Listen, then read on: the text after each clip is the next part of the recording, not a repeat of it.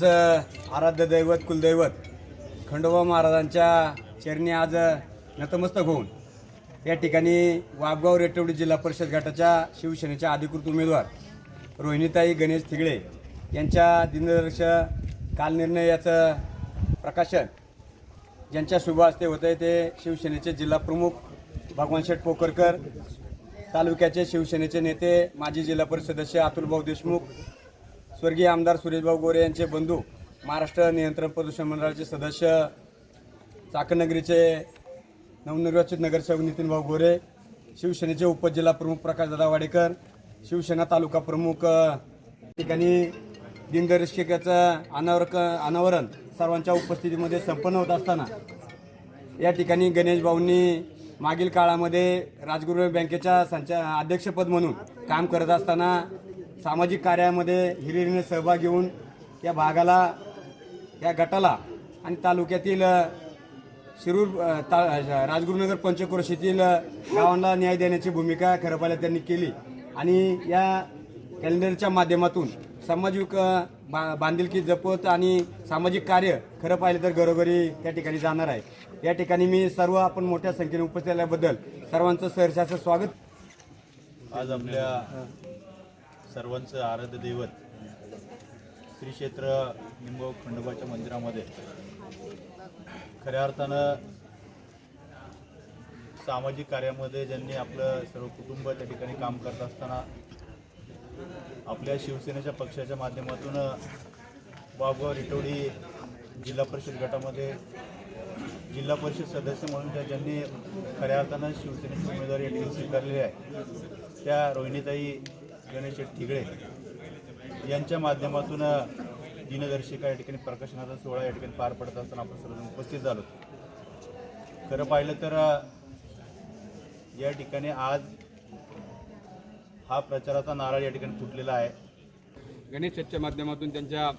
सुविद्य पत्नी रोहिणीताई या ठिकाणी निश्चितपणानं अतुलभाऊ त्या विजय झाल्याशिवाय राहणार नाही आणि येणाऱ्या त्यामध्ये हे जी कामं असतील या ठिकाणी शिवसेनेच्या माध्यमातून त्यांनी निश्चितपणे त्यांनी योग्य निर्णय घेतलेला आहे आणि शिवसेनेच्या याच्यावरती 100% या ठिकाणी भगवा फडकून धनुष्यबाण या ठिकाणी 100% विजयी होणार आहे। हे करत असताना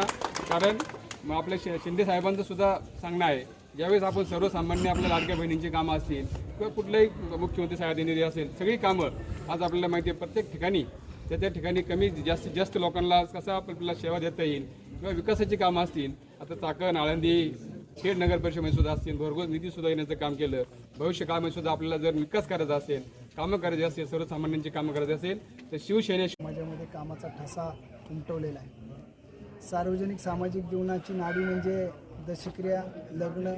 सांस्कृतिक कार्यक्रम, पूजा अशा सर्व क्षेत्रामध्ये गणेशरावची हजेरी ही खेड तालुक्याला वाखाणण्यासारखी आहे आणि त्या सर्व संपर्कावरती या असंख्य मित्रपरिवाराच्या बळावरती गणेशरावांनी या जिल्हा परिषद गटामध्ये तयारी केली। तयारी करत असताना त्यांना खांद्याला खांदा लावून खऱ्या अर्थाने ताकद द्यायचं काम रोहिणीताईंनी केलेलं आहे आणि त्यामुळे या दोघांनी त्या ठिकाणी इच्छुक म्हणून उमेदवार म्हणून दर्शवले। आज आपण पाहतोय आरक्षित जागा झाली, महिलेला संधी आली आणि रोहिणीताईंना त्या ठिकाणी या माध्यमातून संधी मिळते, पण ही संधी खऱ्या अर्थाने थिगळे कुटुंबियांना, थिगळे परिवाराला त्या ठिकाणी मिळत आहे आणि अशातच त्यांनी आमच्या पक्षाकडे उमेदवारी मागितली। आज आम्ही पक्षाचे सर्व पदाधिकारी या ठिकाणी अधिकृतपणे जमा झालेलो आहोत। आम्ही आणि त्यांची स्वतःचं राजकीय समाजातले संबंध याच्यावरती ही निवडणूक भविष्य काळामध्ये रोहिणीताईंना अत्यंत सोपी आणि त्या ठिकाणी चांगल्या पद्धतीने यश मिळणारी जाणार आहे। उपस्थित सर्व माझ्या खेड तालुक्यातील बुलंद आवाज आमचे मार्गदर्शक अतुलभाऊ देशमुख असतील, जिल्हा अध्यक्ष शिवसेनेचे भगवान शेठ पोकरकर असतील आणि महाराष्ट्र प्रदूषण संस्थे मंडळाचे सदस्य नितीनभाऊ गोरे असतील या आणि उपस्थित सर्व मान्यवर यांचे सर्वांचे सहर्ष असे स्वागत करते आणि उपस्थितीबद्दल त्यांचे आभार मानते। आज या ठिकाणी आपण दिनदर्शिकेचे प्रकाशन केलं आणि आपण आपल्या ह्या लिमगावच्या खंडोबाच्या मंदिरात असं म्हणजे सगळ्यांना मी सांगू इच्छिते की आमचे सर्व मार्गदर्शक असतील आणि पदाधिकारी असतील शिवसेनेचे यांच्या माध्यमातून जे आम्हाला काही ह्याच्यात आपल्या वाबगाव रेटवडी गटात जे विकासाची कामं करायची संधी मिळेल ती